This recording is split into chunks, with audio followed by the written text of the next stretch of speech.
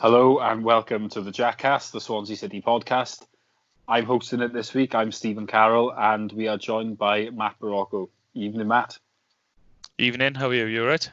Yeah, I'm good, thanks. We've got a bit of a bumper pod, I think, for you all tonight. We're going to do an overview of the playoffs. Obviously, they didn't go the way that we wanted them to, but at least a club, two clubs I'd probably say now that we're not big fans of at the moment, didn't do the business either, and obviously a couple of players have left, so we'll discuss that. There's a couple of other situations up in the air, loan players, one or two who may get sold, and obviously then looking at the bigger picture, what positions maybe need strengthening. So there's plenty for us to discuss tonight, isn't there, Matt? So let's get into it first of all. We recorded shortly after the first leg victory over Brentford of the playoffs. We felt reasonably optimistic that we could obviously finish the job and get to the final, but it all unravelled quite badly, didn't it? Especially in the first half.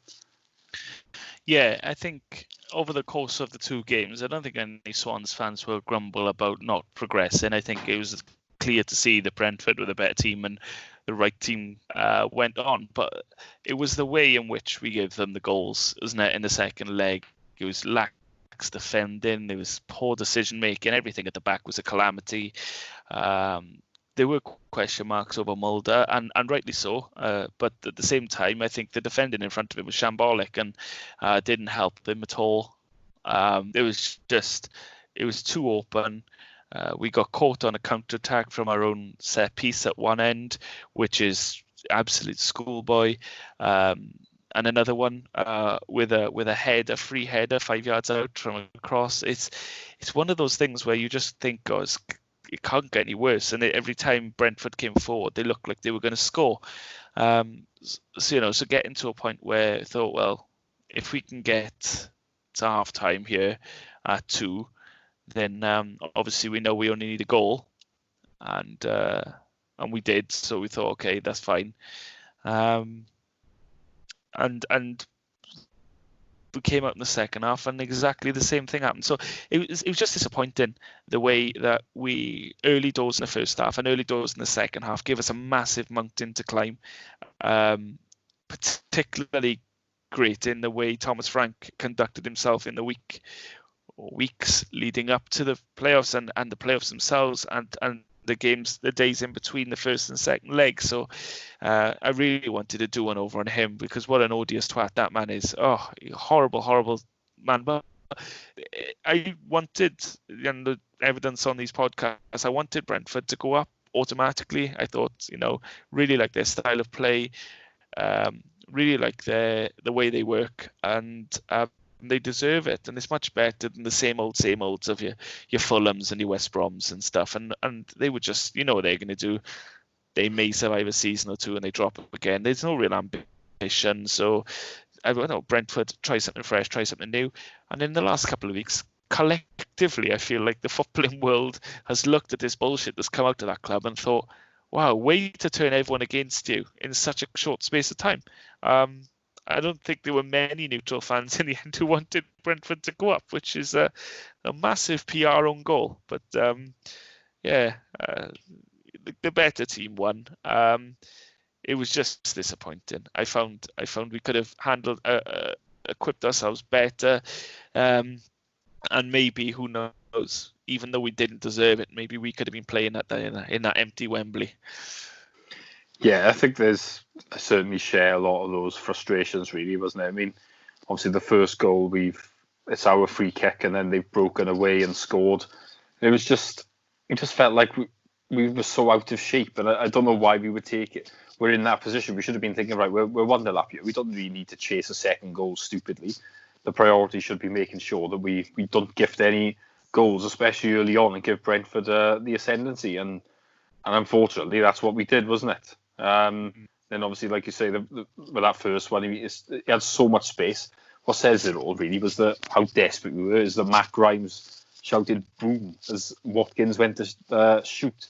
And you're just thinking, God, that says it all, really. It's sort of funny, but at the same time, it's ridiculous because, we should be trying a bit harder than just shouting something to try and put someone off. I mean, make a tackle, get close to him, don't give him an endless amount of space, isn't it? But yeah, that was all we could do in that situation, and then the second goal, so much free time for the header, and you're up against it then, and I think, like you, really, I was quite relieved we were only 2 down at the break because we were playing badly. Every time they went forward, you felt they'd score. And then just after the break, they've scored again. And you're thinking, are you real or what here? Obviously, Sky Sports were bloody lapping it up, and they bloody slick Mick and Don Goodman was even him saying, I was nervous for Brentford now after Brewster pulled one back. Great goal that was, by the way. But it was nauseating, wasn't there, across the 2 games, really. The way that Sky seemed to have a love-in with Brentford. I know the Sky studios are only a mile down the road, so a lot of their fans probably work for them. But, I mean, good God, it was... I think it's the worst... Though. It's not being funny. It was an agenda that Paul Avendonato would be proud of.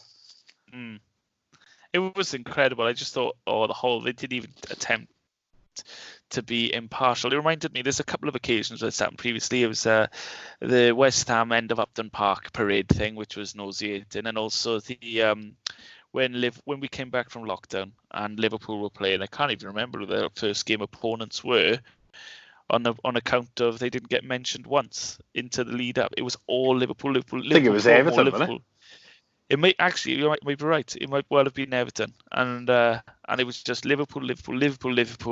Here's small Liverpool. Here's a studio full of ex-Liverpool players. Let's go to our pundits, our commentary team, which are ex-Liverpool players.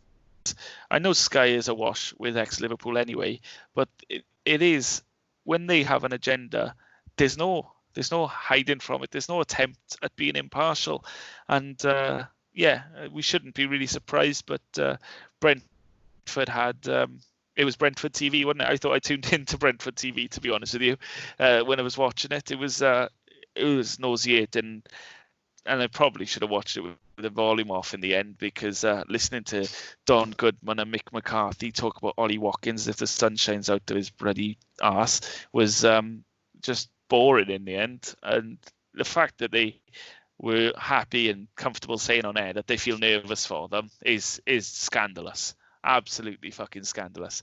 But that's on them. I'm just absolutely delighted the way the fairy tale didn't turn out in the end. We'll talk about that in a bit, but for the game ourselves, and as you say, Brewster's goal to pull one back was again just such a Ryan Brewster goal. He is such an opportunist, and look at his goal against Reading. It was just a case of looking up, seeing he had 5 yards of space, knocking the ball out of his feet and smashing it from 35 yards. I mean, you don't plan for that sort of thing. You just get the ball, you see a chance, you see an opportunity to do something, and he is not afraid to pull a trigger. And I think we've seen, if you look at the player that joined us back in January, of course he scored on his debut, then we had the Cardiff game. But if you look at that player compared to the player we've got, or the player we had towards the end of the season, for me, the growth in that man has been obvious. It's clear as day. His confidence has grown. It all comes down to game time. Of course, he had a horrible injury which ruled him out for a year when he was playing for Liverpool, and he needed game time. But since he's got it, he's grown to the point where he's on top of the world now. He's going through that purple patch where he thinks he's going to score every game. He often does score every game. He gives us such a massive platform to work from. And, bias aside, he needs to be playing somewhere next season where he's going to get game time, because it doesn't have to be at the top end of the Premier League. It definitely can't be in a relegation battling team, because that'll kill him. Think of us with Tammy. When we had him in the Premier League, we almost ruined that kid's career, because, and if you recall, we dropped him. He couldn't get in the team. I mean, this is a player we had on loan who was meant to be the next big thing. He couldn't get a game for us. It took him a full season in the Championship with Villa and got them promoted before he built himself back up, and obviously then got the go for Lampard at Chelsea. So again, it doesn't have to be Swansea. I'd absolutely love it to be, but he needs to go somewhere with a team that isn't struggling, but a team that's also going to guarantee to get him playing every week, because he's grown so much and he needs regular game time, and that's where his future lies now. He needs to make sure he plays every week. He's the first name on the team sheet wherever he is, and he keeps scoring goals so that when Liverpool call on him or whatever happens in his future, he's not going to be a bench warmer. That's crucial for someone of his age. Absolutely fantastic goal again, instinctive finish, and he's just an all-round good egg, isn't he? And he struck up a lovely partnership with AU, and there's a good chance we won't have either of them at the club next season. So it's a shame, but no, I'm hopeful that whatever comes around the corner, that we're looking in the right places to bring in players, because he was a hell of a recruitment. Yeah, he was, absolutely. I'm sure we'll go on to discuss some of the loan signings a little bit later, but I mean, I've got to echo your comments really to do with Brentford and how cocky they were. Really, I mean, Thomas Frank was a man I didn't have much of an opinion on a couple of weeks ago, and now I just think he's an arrogant little twat, putting it mildly. When Conor Roberts and him were squaring up, there was a big part of me thinking, just take a red and clean him out. Or I saw Tate getting involved and thinking the Tate of old would 100% have been in his face here. But he was quite calm. I was quite impressed with the maturity that he showed, because I think Tate on the inside was definitely thinking, I'd absolutely love to smash you one now. But anyway, for Thomas Frank, the fairy tale didn't end very well, did it? And I must admit, my heart didn't exactly bleed for the man. And like you say, Brentford, their overall cockiness. I mean, it's been interesting, isn't it? Seeing players online, as well, wasn't it? Yeah, it was. It's just, I don't know what they were doing. I mean, I saw a lot of people online being quite critical of them, and there were a few even ex-pros, weren't there? I think Hogan Ephraim was one, and I think Jack Collison was another. Both That's basically right. saying similar things, as if they've been so full of it that they were quite pleased that they hadn't gone up. So that says quite a lot, especially maybe Jack Collison, because he doesn't have a lot to do with Brentford, does he? I know Hogan Ephraim did play for QPR, so yeah. So naturally he's going to take a little bit of stick because of his obviously they're big rivals, but yeah, it did say a lot, really, didn't it? But I was quite pleased that Fulham went up, and obviously I think we both have to admit we were quite pleased that Fulham got to the final in the first place, weren't we? Because we most definitely did not want Cardiff going up.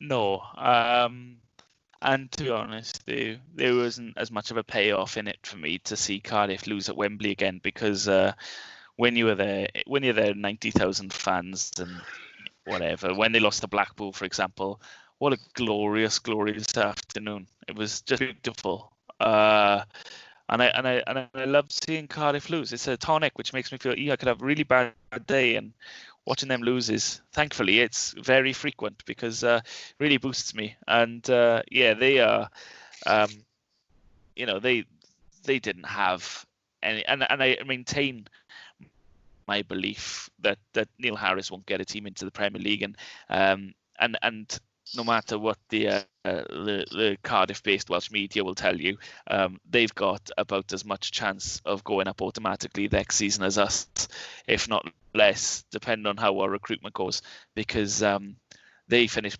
bottom of most of the stats tables again. They won't admit it. They'll say that they battled hard and they came close, but yes, once again, lowest possession, lowest amount of touches in the opposition half, lowest bloody everything, because they don't care about playing football.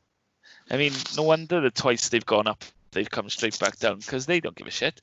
They just slog us. And any team that goes from Neil Warnock to Neil Harris knows exactly what they're getting, which is a hoofball team, which is an embarrassment to the league. And that's what they are. So crack on. Absolutely delighted for Fulham.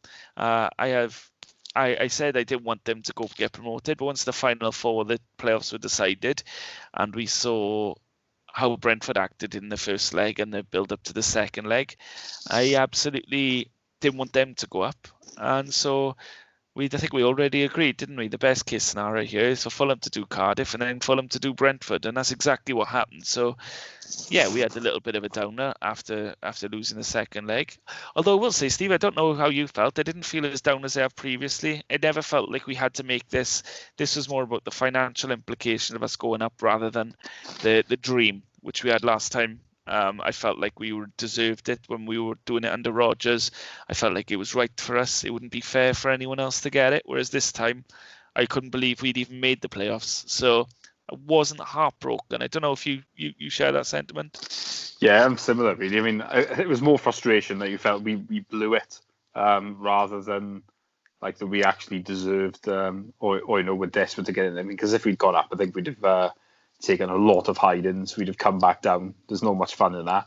But obviously, the finances of the club would have been then in a far better position. So that would have been the positive, really. But I mean, yeah, if you look back to 2011, I think everyone was quite desperate to get in there because obviously we've been nowhere near it for a long time, and you wonder if you'll ever get another chance. And then obviously, with how dramatic the 3 games were, really, it was stuff we'll never forget. But no, I don't think there was overwhelming desperation or anything like that to get in. I think it would have been. I think afterwards there was frustration, but then the next day it was like, oh well, just hope Cardiff lose now, and it's not really the end of the world, is it? But No. But financially, obviously, this is going to cause us problems. I think there's no two ways about that, is there? So we have to be a little bit concerned about what's going to happen going forward.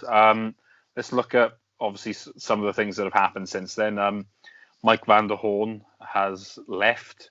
He's not gone anywhere just yet, but I think that was to be expected, really. I know when Mulder has also returned to Holland. So what's your reaction, really? I think they're not shocks, are they? I mean, I think we all thought Mulder had probably played his last game for us previously, and obviously then Woodman picked up the injury, so he ended up, coming into the side later on in the season then, and obviously played in the playoffs. But I think with Van der Hoorn as well, I think it was pretty obvious that wage-wise he was going to get offered significantly less money, and it just seemed as if with him, I think they were going to be better offers for him, and he would end up leaving.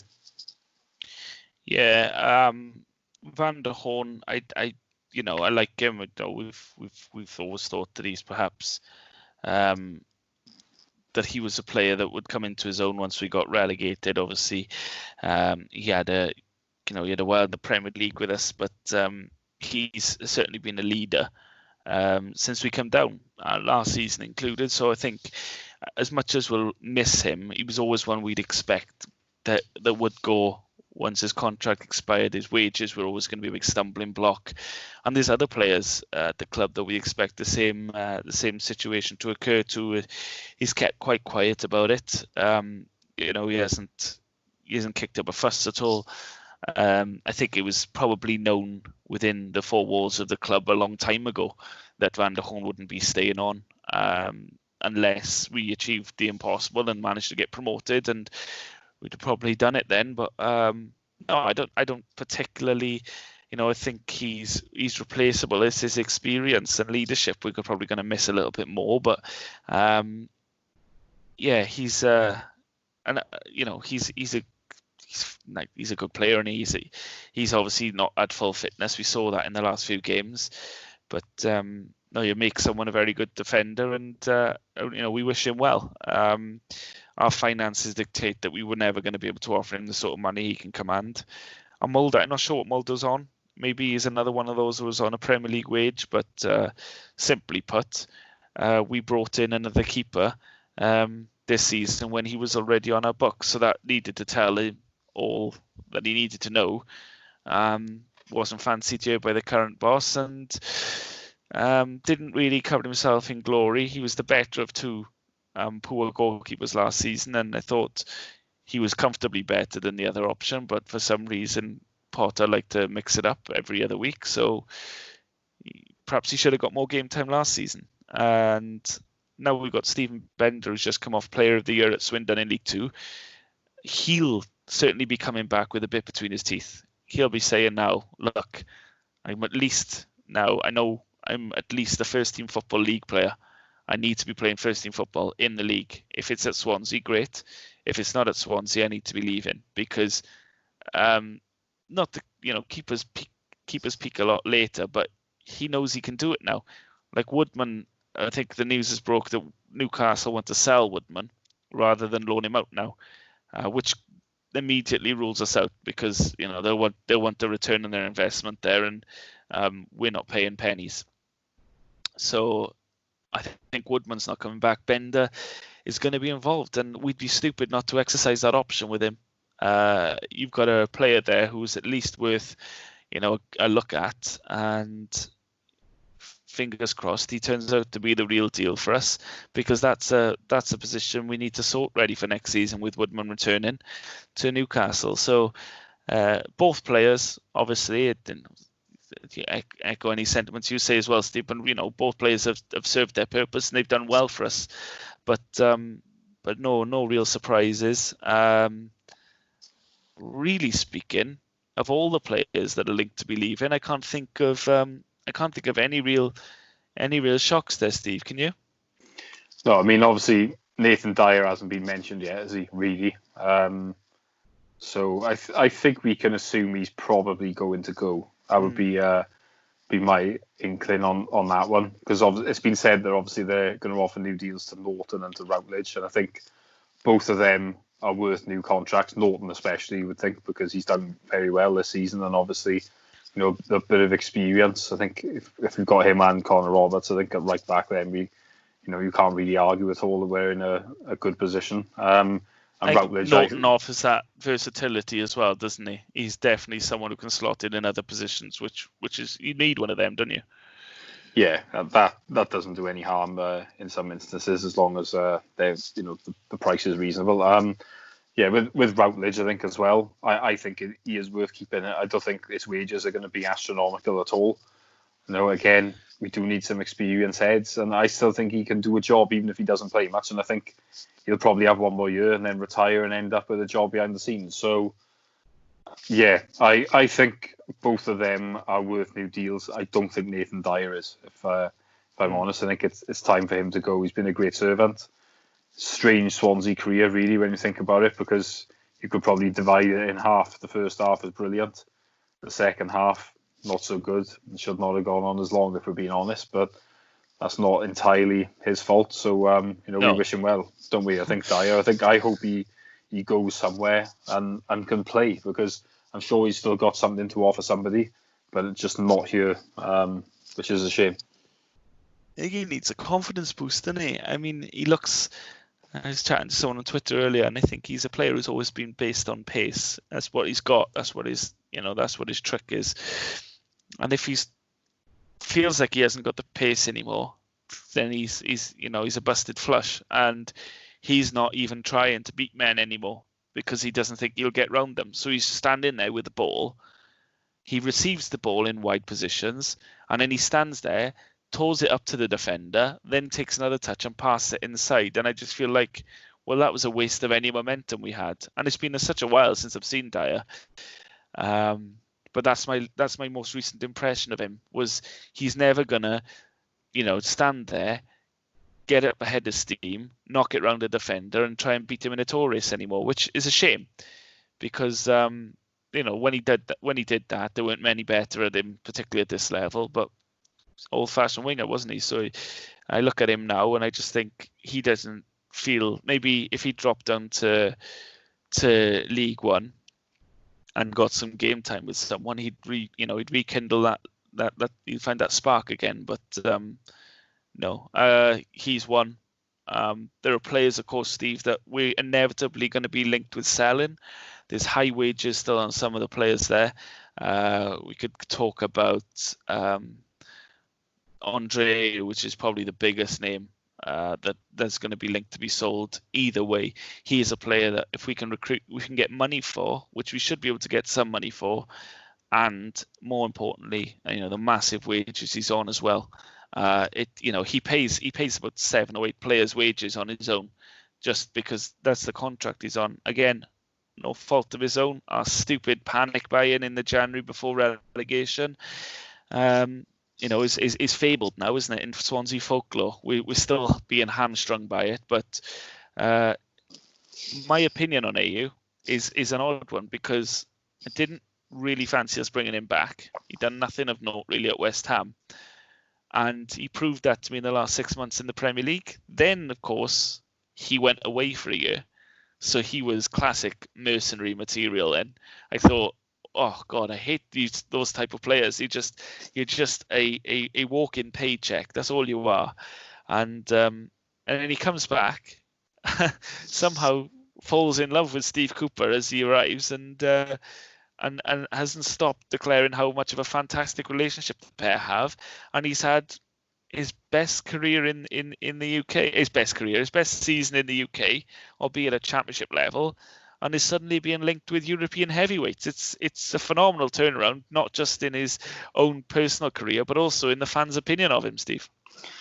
Yeah, it has turned for AU. I think obviously he was good here the first time round, wasn't he? There's always been these issues with AU in terms of where do you play him, and I think we've debated it numerous times. Same as his brother, really. It is a bit of a conundrum, really, as to what to do. But I think this new formation of 3-5-2 has really suited him, to be honest. And this is probably what is best for him. But no, we can't really argue with AU's contribution this year. Obviously, we tried to boot him out, and obviously we couldn't find anybody, and he ended up staying, and he's done really well. There's no two ways about it. Without him, we would be worse off for sure. But I mean, he is going to go, isn't he? I'd have thought if there's an offer for him, because those wages are just crippling us. I mean, he's on about 80 grand a week probably. When you think of it, you're saying that is several players, isn't it?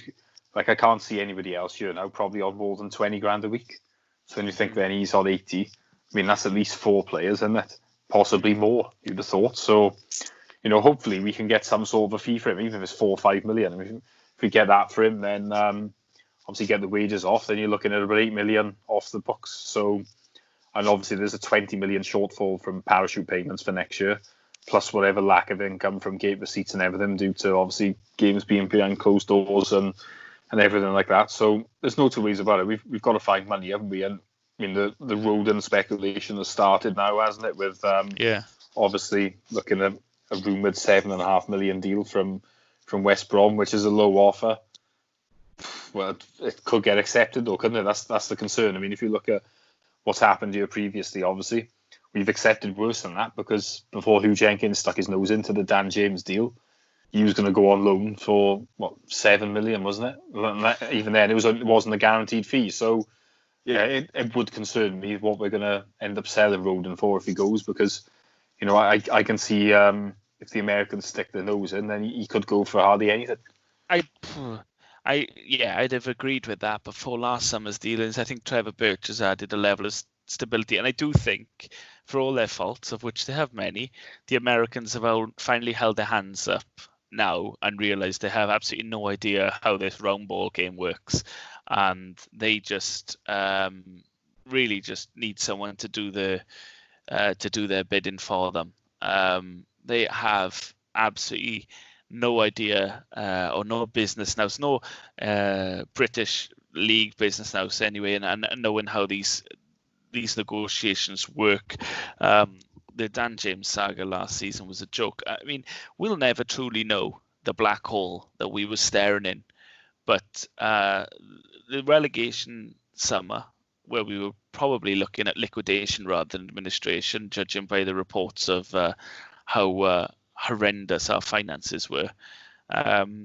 Even then, it was handled so poorly, so poorly, that we basically showed everyone that we were desperate, and we had a clear out that hurt me hour on hour on the deadline day. And there was more bad news every time you clicked refresh. So I think regarding the selling of Joe Rodon now, I think Trevor Birch is going to have a better handle of it than when the Americans and Hugh Jenkins were conspiring. He certainly didn't sell cheap.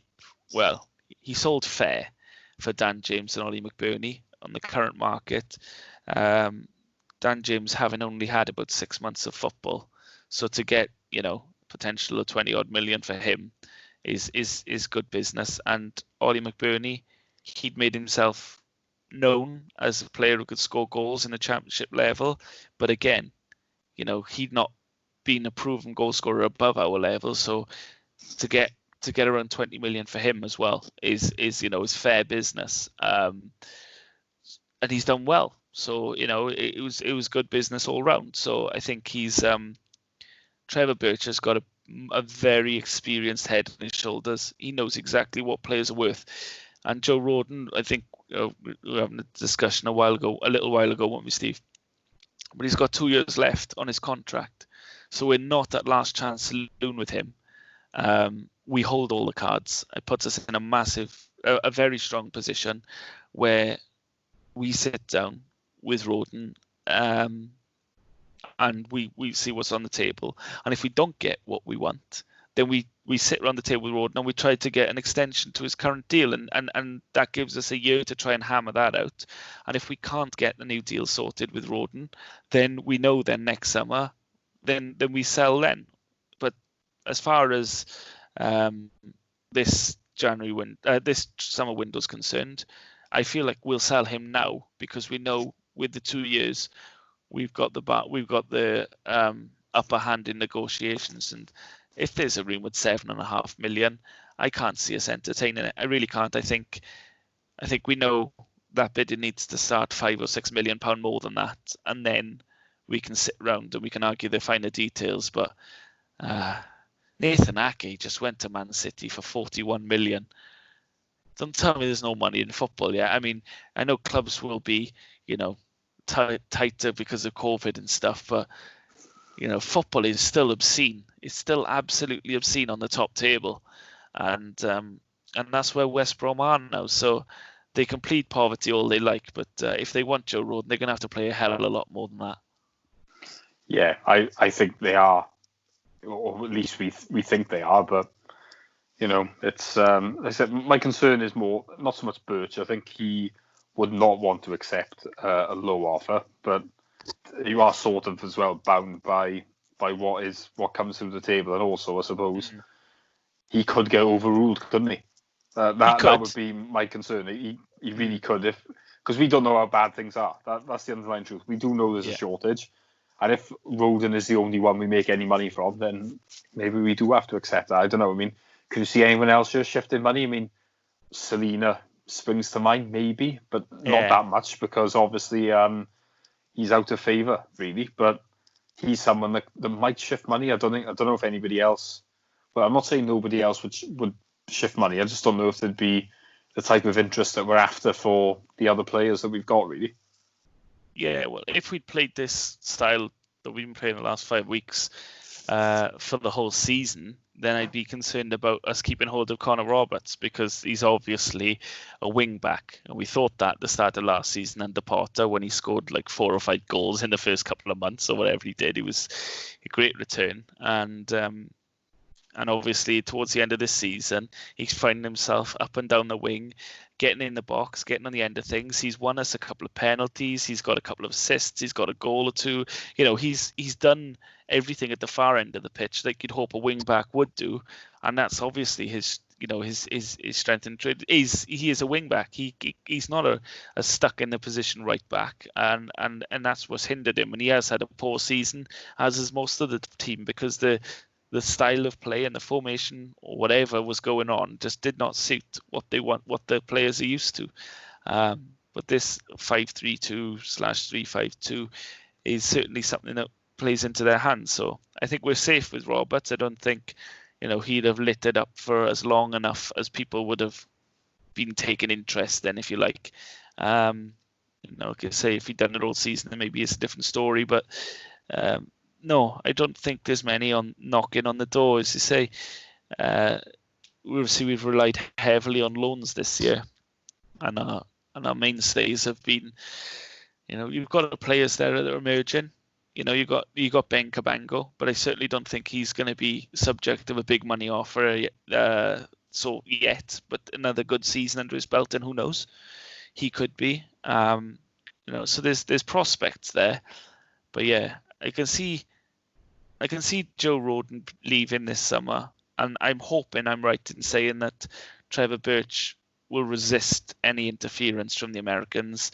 From what I understand, he was very much given control of this club in all but name when he was appointed chairman. I think that was the Americans who've pretty much not been, if I'm correct, not been to the Liberty since, or not been to South Wales since. I don't think they've been for a long time, have they? Not since well before we got relegated. So I feel like in terms of their interest in the club, I mean, they've only got a financial stake now. As far as I believe, their interest goes as far as the final, which says it all really. When we reached the playoffs, Birch said the Americans are delighted, and I thought, well, of course they fucking delighted. They can see pound signs now. But yeah, we've heard nothing of them for months, and long may that continue. And I think they've handed the reins. I do think they've handed the reins over to Birch, and I hope that he's allowed to make the final call on these things. And you can turn around to them and say, trust me, I was the guy that got nearly 40 million for Dan James and Ollie McBurney last summer. So if I say we hold out on this, we hold out, and hopefully they'll listen, because and I know we don't know the exacts of the financial struggles we may be facing, but we need to make sure that, even more so, if you like, we need to make sure we get the right money for our players. Otherwise, this black hole is just going to linger and linger. So we can't sell cheap, because we should have been out of any financial difficulties after relegation, really, because we should have made about £60 million on the players we sold instead of 30, because that's the position we put ourselves in. But I for me, Birch will make the right call, and I just hope the Americans are wise enough to let him do that. I mean, what we could do, I suppose, is look at the team as it is at the moment, Steve, and decide who you'd want to keep, and we can only speculate on salaries and stuff, but we could look at the current squad and say, are there other players that you particularly want to shift on, or we could start at the back, if you like, then with Steve. Well, I've got the Steve list. Bender. I've got the list in front of me if you want. Yeah, go on then. So we can go in squad number order. That might be best, just because that's what I've got. So that means the first player is actually Declan John. Yeah. Even though he's effectively hasn't been here. Is he okay to stay as backup? I sort of suppose he is, isn't he? But I mean, if someone came in and offered a couple of $100,000, we wouldn't say no either, would we? I don't think. Yeah, I don't think he's on he's going to be on a massive amount, and I think he'll be kept. Perhaps this coming season he'll probably be kept on in the squad as backup. Again, he's another player who, when we have seen him get up the wing, he's looked much better than he has defensively. He's made some absolute calamitous decisions defensively, but perhaps a full-back position for him is one thing he'll thrive in, and there's evidence of that. So maybe this season will be a good season for him. I'd keep. Yeah. So Jay Fulton, I think fairly obvious. We'd keep him, wouldn't we? Yeah, he defies opinion, doesn't he? What do you think? I'm one of those people that say the Fulton offers enough to keep around. I know there are some that say he struggles with the footballing side of things, but I think he's whilst he isn't a hard man, he's a solid player in the centre of the park, which sometimes we can be accused of being a too lightweight and too fluffy in there, but he's certainly neither of those things, is he? No, that's what I think. I mean, if we were looking to build and maybe go higher up the table next season, then I wouldn't say get rid of him, but I would say maybe he shouldn't be in the team, if that makes sense. And I think he does offer something in terms of more being a bit of a spoiler rather than maybe someone that builds the play. But I do think, I definitely wouldn't be looking to get rid of him. I mean, obviously every player does have a price, but I wouldn't be thinking of him and thinking, I hope we get rid of him, really. But the next player I'm going to say probably is someone we both want to get rid of. I don't know if you know who it is, but it's Barry Mackay. Yeah, he's an enigma, isn't he? I think that's the best way to describe him. Cooper didn't waste much time in deciding what Barry Mackay. But I think he actually gave him more opportunities than most with the cup games and stuff. I think he's made his mind up, though, hasn't he? I think he's made his mind probably up. Probably has. And as long as he's here, I can't see him. His hand may be forced with what squad we're left with, but Mackay isn't one for any sort of battle, which is a difficult thing to. He won't thrive as a wing back, so he's not going to be chucked out there and bomb up and down the wing. It's difficult to see a position for him. He may be just allowed to leave to whoever wants him, just to get whatever wages he's on off our books. I can't imagine he's on an astronomical amount because we signed him before the start of last season. when we were already facing financial ruin. So maybe I just can't see a future. I can't see where he fits in to either style of play. So he may be one of the ones that leaves on a permanent deal this summer. We got we got the captain next, Steve. We got number 8, Matt Grimes. So captain. He's not my captain. I'm not here to slag off Matt Grimes, but I don't think that was a good move for him last summer to make him captain. I think it weighed heavily on him, but certainly the last couple of games he's come back into his own and started thriving again. But that's a no-brainer. He stays, Steve. Yeah, again, if someone makes a good offer, then things may change, but definitely not a player that we want to get rid of. Is he? Obviously, he played every minute this season, I think. So, he's, as you say, he's the captain. Debatable whether, he should have been named captain instead of Van der Horn, I would say. But obviously, now that he's gone, I suppose he probably is the best person for it. So, but yeah, he was fairly steady. He wasn't as good as he was the year before, in my view. But obviously, we definitely don't want to be getting rid of him. He's more than proved his worth, really, since we've been relegated. Selena is next on the list.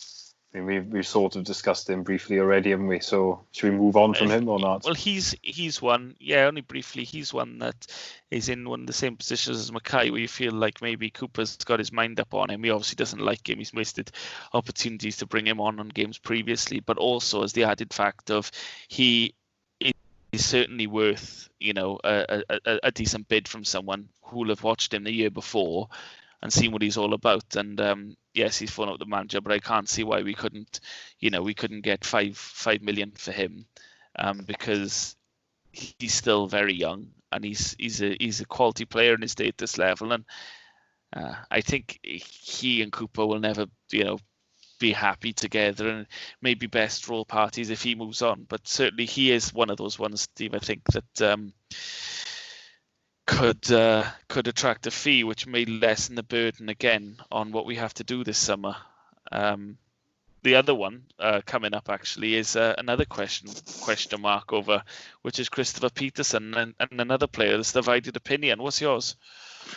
Yeah, he's a funny one, isn't he, Peterson? I would be open to him coming back, if I'm honest with you. I think there is a little bit more in him.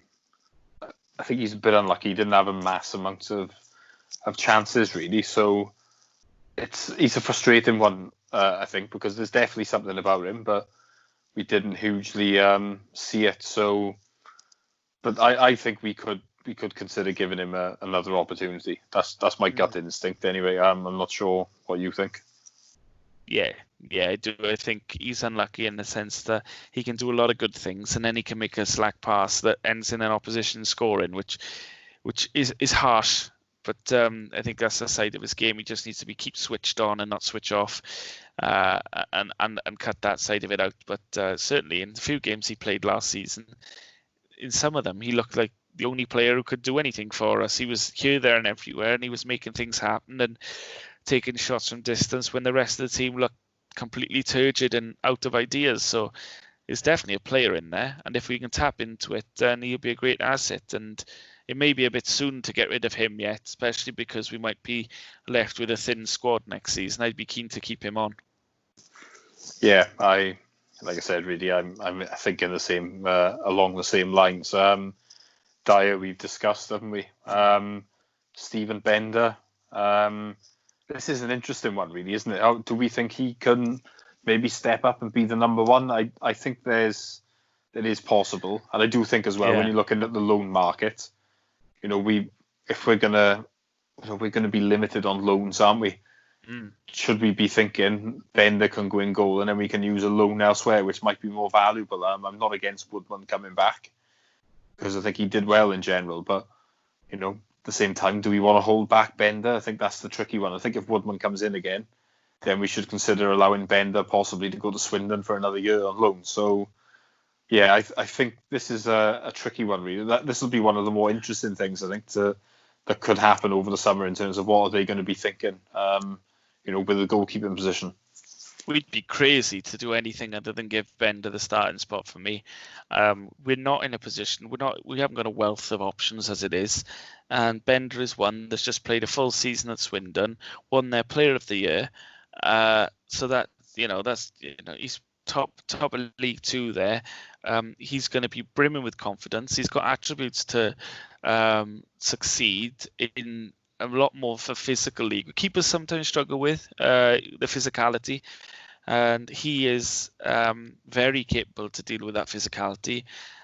Technically, we've got some of the best coaches in the British game working with our goalkeepers at the moment. So there's very little to leave unturned there with regards to assessing him. I got no qualms. I mean, again, that's down for the coaches to decide, but I have no qualms at all with this starting him in goals. There's very few options where you say, right, that one lends itself to us. That one lends itself. Like, say, for example, a player that's coming up shortly, which is Joel Osoro.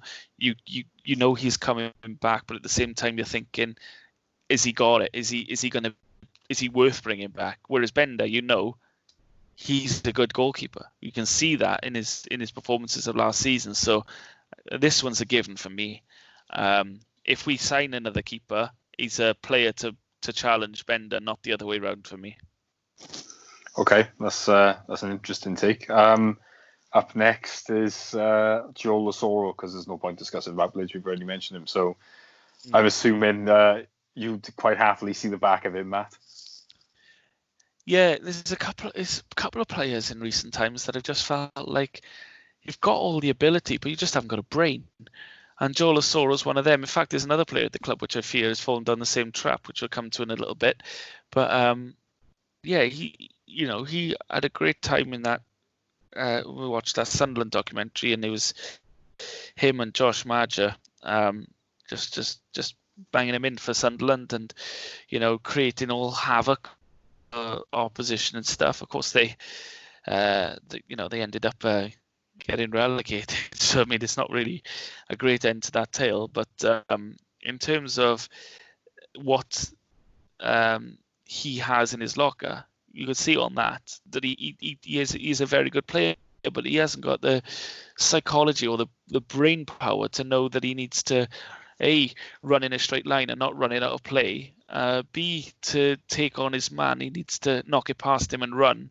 He just doesn't use his strengths to his advantage. So maybe a good pre-season under his belt. But we say this about so many players. Give him a pre-season. What's he done? Has he done much since he's been away from us? As far as I'm concerned, he's not turned up any stones elsewhere. Then maybe he's just better off cutting ties. Yeah, I think with Osoro, he needs to play really. I suppose if he goes somewhere and plays and does well, then he could maybe come back a bit like what Bender has done. But it depends how much he's come on, really, I suppose, as well, during that loan spell. But at the same time, Cooper did insert a buy clause into the loan. So that tells you that he was happy to see the back of him, really. So I'm not sure what happened with the Osoro. I wouldn't be convinced he'll still be here. Next is Jan Dander. There's been some good things from him this season. Possibly a bit lightweight at times, but he's going to stay, isn't he? I'd have thought. It's far too many things going for Dander for him to be considered in our position as a player to let go. A lot of people loathe him, but in terms of what he always seems to pop up in the right place at the right time, and he scored a fair few goals, and he can look completely out of sorts and out of a game, like he's a boy against men, but then he's involved. So there's no risk of him going, I shouldn't think. Perhaps he'd make a request of more game time next season and see where that goes. But maybe they'll, again, I talk about it, giving him a good pre-season.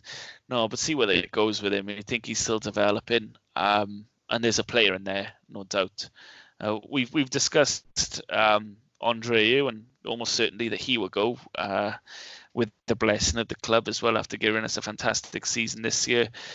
We've chatted about Connor Roberts. I think he's one that could bring in money, but don't think he's had a particularly strong season in the old style that we were playing. But has thrived in the last few weeks. Thankfully, that's probably come late enough so that he hasn't really turned any heads.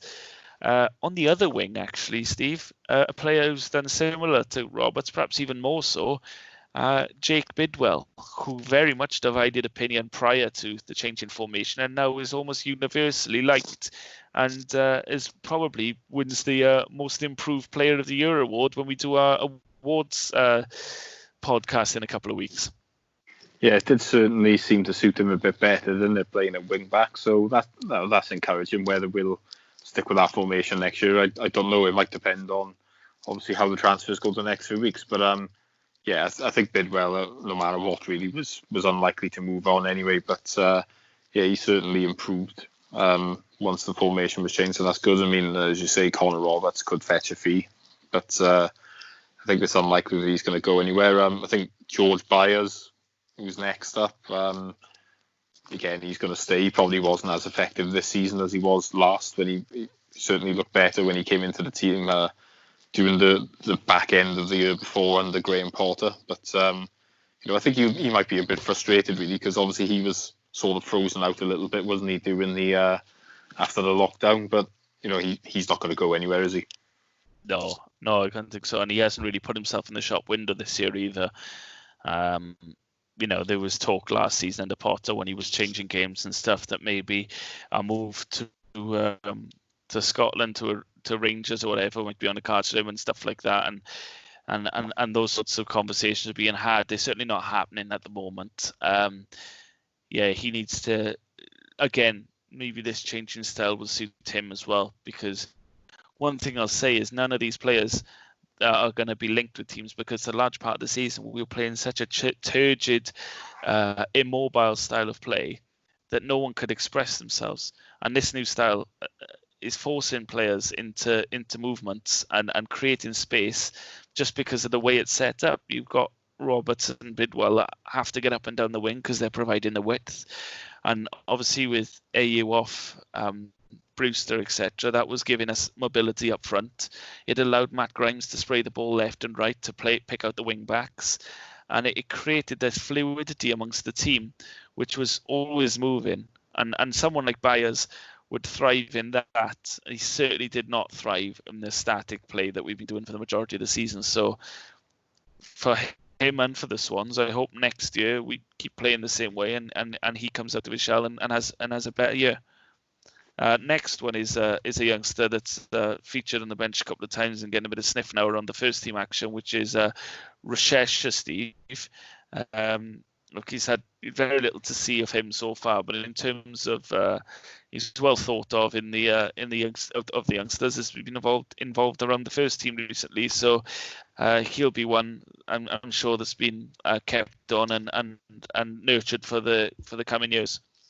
Yeah, I think you can group a few of them together. Really, now like the next one after him is Liam Cullen, isn't he? I think for both of them, really, they're going to be on the fringes, aren't they? Rashida probably more than Cullen. I think obviously with Cullen having scored that goal against Reading, you could easily see him certainly in the cup games getting opportunities, and might be the same for Rashida, really. So yeah, I don't think they're gonna go anywhere. I mean, they're quite well thought of, aren't they? So they'll be looking to try and push them, I would have thought, in like I say, in the cup games, and you'd expect them to be on the bench. So yeah, that makes complete sense. And then the next one we've got is Garrick, who has done well from the bench, has been injured a lot, was obviously very foolish in the Luton game, getting himself sent off. But again, I mean, we need him to try and stay fit, really, don't we? And to possibly see more of him, because pace is something that this team does seem to lack. And he is one player who does bring it. So, there's maybe the hope isn't there like it was at the start of the season when he first came into the team in those couple of cup matches, but there is some ability there, in my opinion. Even though I know you're not as much of a fan as I am. Well, he's the other player that I was talking when I was chatting with Joel Asoro about. I need to see a brain to go with the quality that he's got on his feet. you can see with Garrick when he broke into the team, and you corrected me before we recorded that it was QPR away that he turned the game on his head. And he's certainly a player you'd want to bring on in almost any circumstance.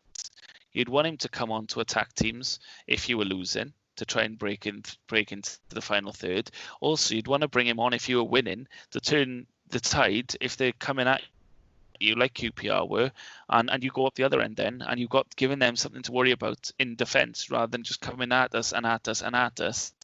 So he's certainly a player that, with the world at his feet, could be utilised game in, game out, and be a game changer for us. But as you say, the start of the season when he was coming in, he was making these big differences, and then the last few appearances he's made, he's done very little of note. He's been negative. He's run the ball out of play. He's another player that seems to have a knack of finding touch, particularly recently. I'm not knocking the potential he's got. I think he is potentially one of our brightest stars for the future, and he could become worth millions in a year or two's time if he gets it right. But I mean, we've seen plenty of players who've got all the attributes, and I'm talking, your Mo Barrows, etc., who've been down here with bags of pace, bags of potential, and then suddenly, can't seem to be able to beat a man anymore because their head isn't in the game. So, he certainly, next season's a big season for him. He needs to get plenty of game time, and he needs to, because if it is a big season for him, then we have a fantastic talent who will be worth a lot of money and may even be snapped up in 12 months' time. That's how highly he can go. But it's all down to him and his ability to keep his head switched on, really. And the next one, Steve, another youngster, but one very much in the first team picture is Ben Cabango, who is another one for me, like Garrick, who, although he's already had the plenty of game time, this coming season's a massive one, because if he can get another full season under his belt and be as solid as he was for much of last season, then the world is his oyster. He could literally, because he's got all the attributes, as a big centre back that, once he works a little bit on his composure, he can use his feet, he can use his head. He's very physical, but he's very commanding, and he's got all the attributes to be a top defender, this man. Yeah, I echo those sentiments, really. We're quite lucky in the sense that he's come through, because obviously, as we're saying, Roden, they go. And then we've got Wilmot has gone back, and Van der Horn has been released. So we're going to be relying on him quite heavily, I would have thought. So, he'll be a very big player for us next season, and possibly going forward as well, really, won't he? So I think that's pretty much everybody, isn't it? The only last one, of course, is the understudy of the understudy, really, is Josh Gould, isn't it? Who was on the bench at the end of the season. Yeah, I think with Mulder, but with the likes of him and all the other youngsters that we've not mentioned, I mean, it's just going to be a case of, if they're not going to play or ever feature on the bench, just try and send them out on loan, really, just to try and gain some experience. I think that's what they should be thinking. But I mean, we're going to need a heavy recruitment drive. There's no two ways about it, is there? I mean, I've highlighted centre of defence of I already as an area where we're going to have to strengthen. At least one is going to have to come in there. And then we're looking at, so also depends on other areas then that go, because we can argue, even though we've named players that we want out, like out wide, for example, but I don't think we're very strong. But in terms of numbers, we've got a few. So then will we see people coming in or not? That's the thing. We should probably discuss the loan players as well. I mean, you mentioned Brewster earlier. I think it's obvious we'd like to have him back, isn't it? But that's going to be difficult. Gallagher, yeah, probably another one we would like back. I think it seems unlikely. Then looking at Guay, I think he's probably the most likely to come back, isn't he? Because I think there's an agreement there, isn't there? Yeah, we think there's a gentleman's agreement, don't we? And it makes sense, doesn't it? I mean, he's come in here January again. He started off very shaky, but by the end of the season, towards the latter stage of the season, he'd become our best centre back. Thanks in part, as you say, to Joe Rodon's injury and Van der Horn just coming back from a major injury. So he was solid. He was blocking everything, getting in the way. He is as instrumental as Wayne Routledge in the fact that we got the goals we needed against Reading, because he stopped 2 or 3 certain goals at the other end. So fabulous talent. I mean, I can't believe I'm saying that after what I've said previously, but clearly the man needed game time, and if we can follow that up and get him down here for another 12 months, that's a massive boost, because he goes straight into that starting 11 as well.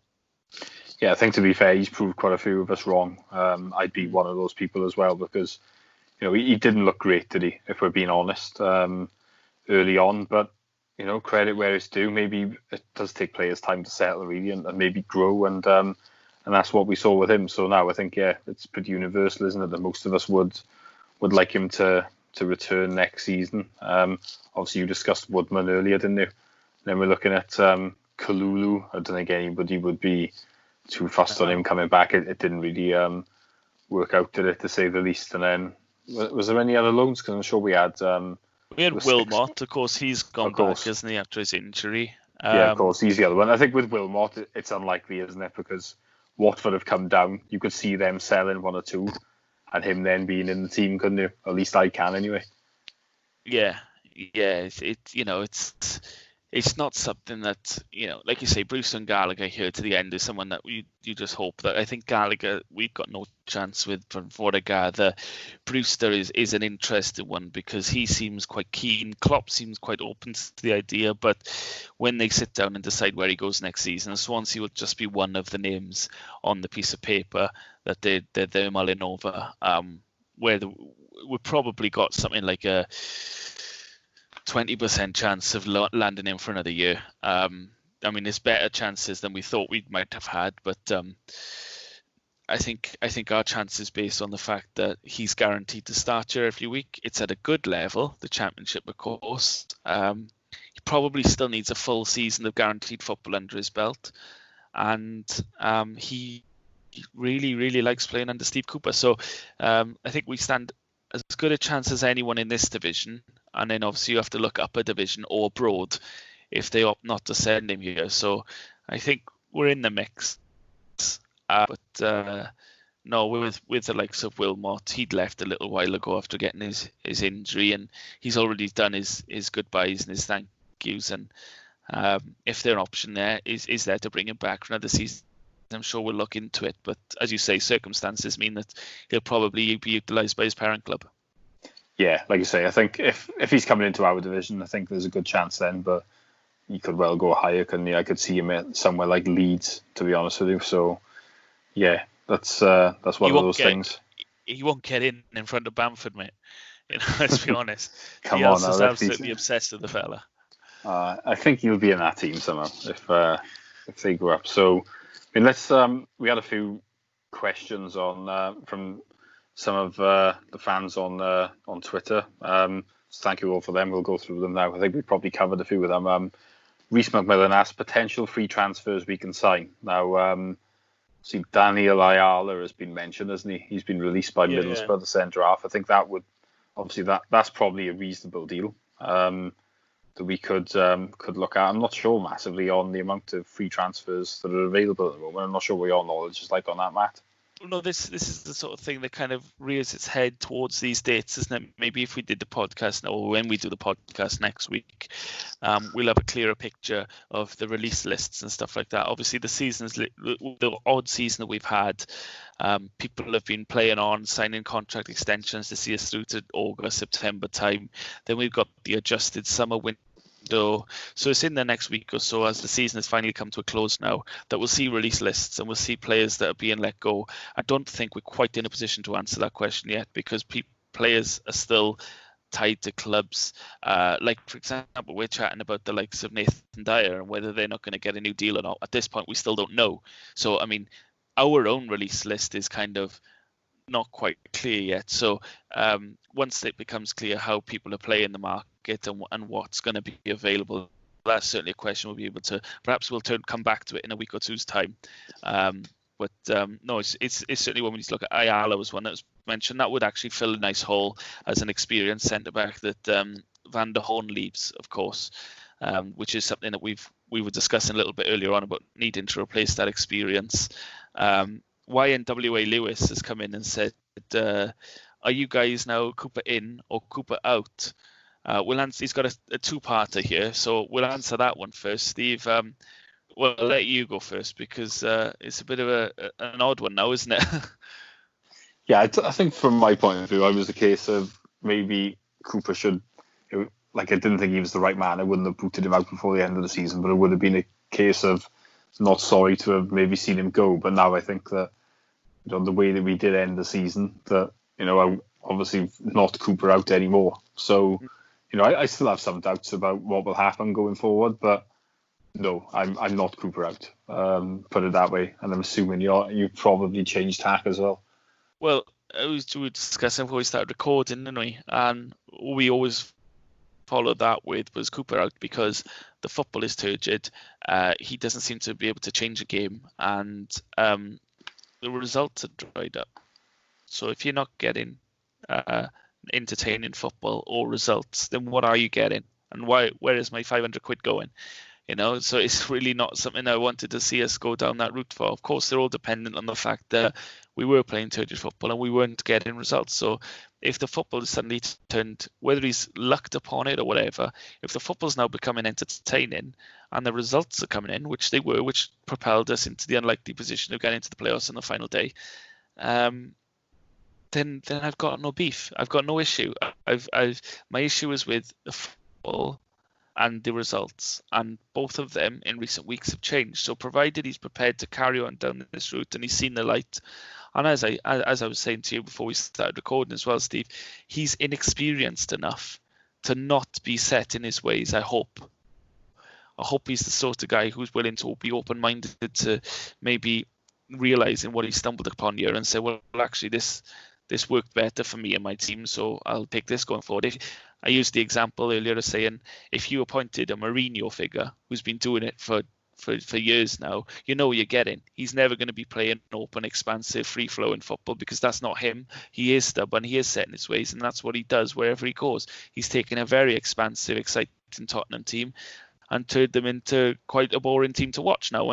But that's his speciality is keep making teams solid and very and very static, if you like. Cooper hasn't got that years of experience to lean back on, so maybe he's still finding his feet and hopefully will carry on down the road of something that he stumbled upon that works for him.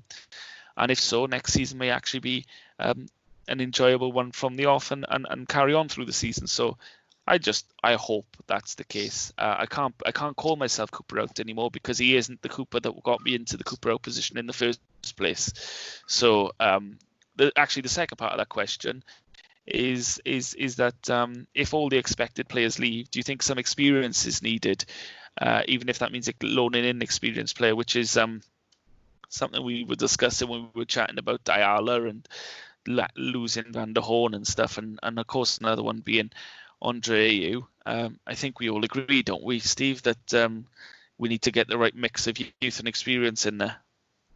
Yeah, I think that goes without saying, doesn't it? I mean, if you look defensively, especially now, if it's going to be Rodon and Cabango as the two, you'd like to think that wherever else, whatever we do, and obviously I know Rodon may go as well, we do need to add a little bit of experience in there. So, yeah, I think you always want a bit of a blend, don't you? And obviously we know some of the other experienced players could go. I mean, we mentioned Dyer, Routledge and Norton. There's no guarantee any of them are going to stay, really. So, we've given a lot of minutes to players under 23 over the last couple of years, and that obviously is always a good thing. But you don't want a team full of them. You do need some older, well, even if it's not like stupidly older, just experienced players just to help us out, really.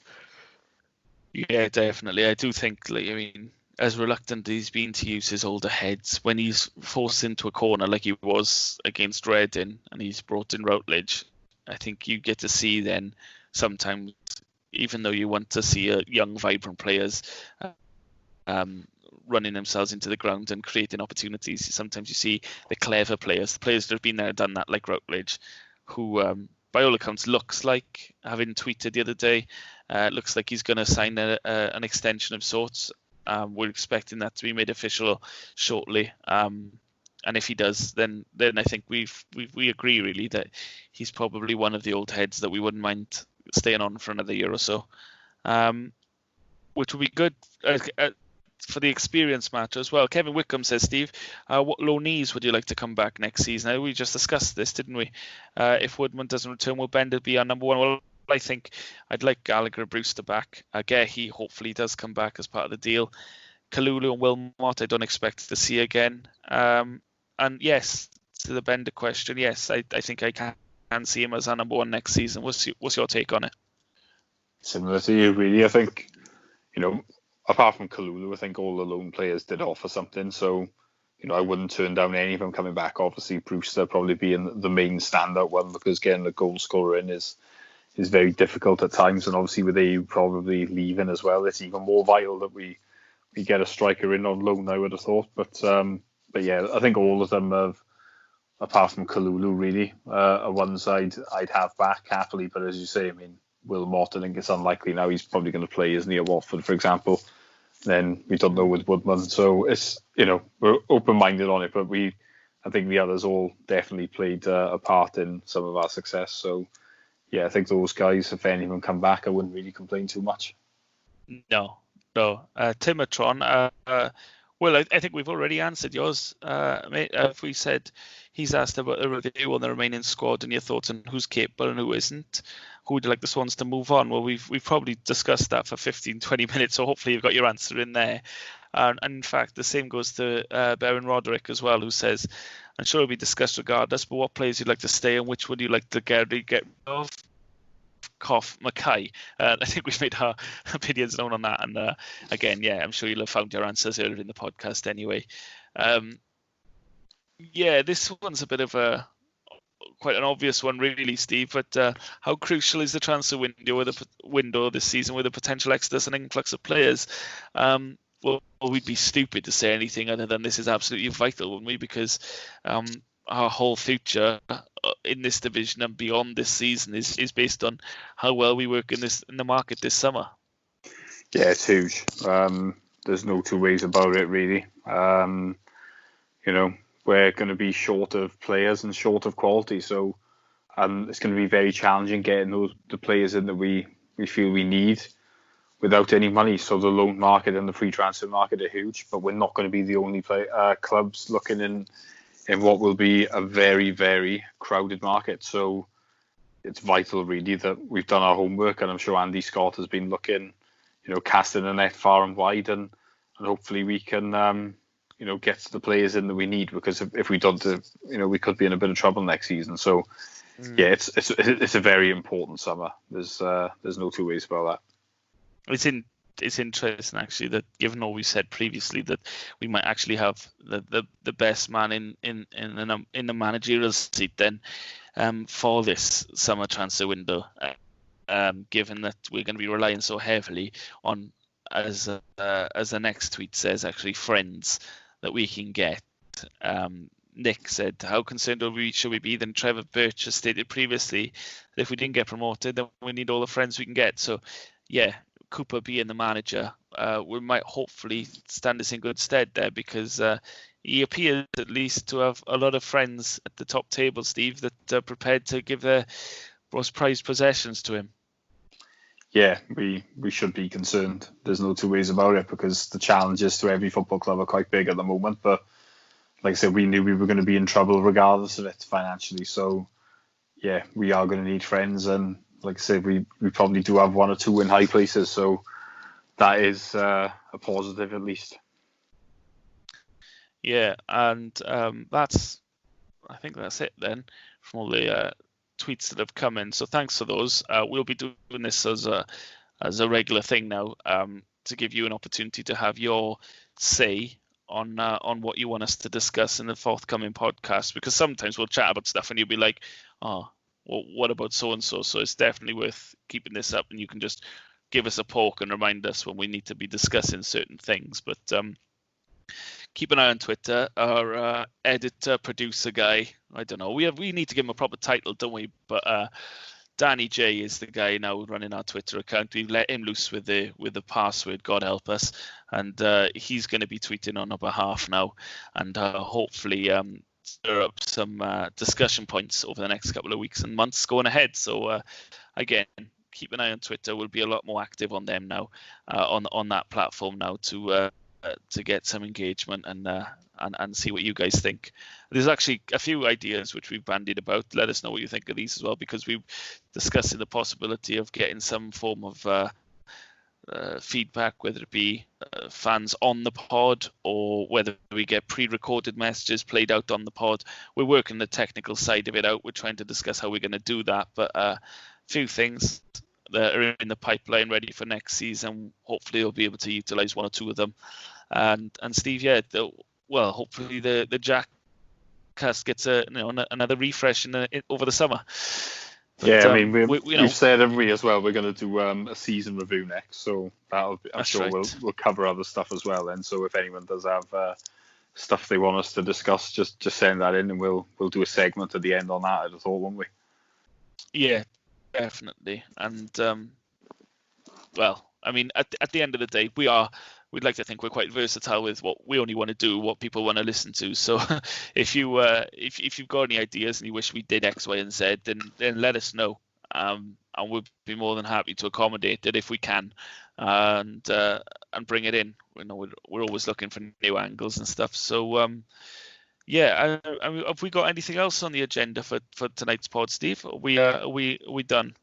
No, I think we're done now. So I'll wrap it up anyway. So thanks everyone for listening and for the talking points. It's probably gone on a little bit longer than we'd have thought, but these things happen, don't you, when you get talking Swansea City. So we'll be back soonish with a season review, and like I said, we'll have other stuff to discuss. I'm sure we'll have more news by then, and obviously the season isn't a stupid amount of time away either, is it? It's about 5 weeks or so. So yeah, we'll be back with that review, and then ongoing probably quite regularly until the season begins again. So as ever, thanks for joining us, and bye for now.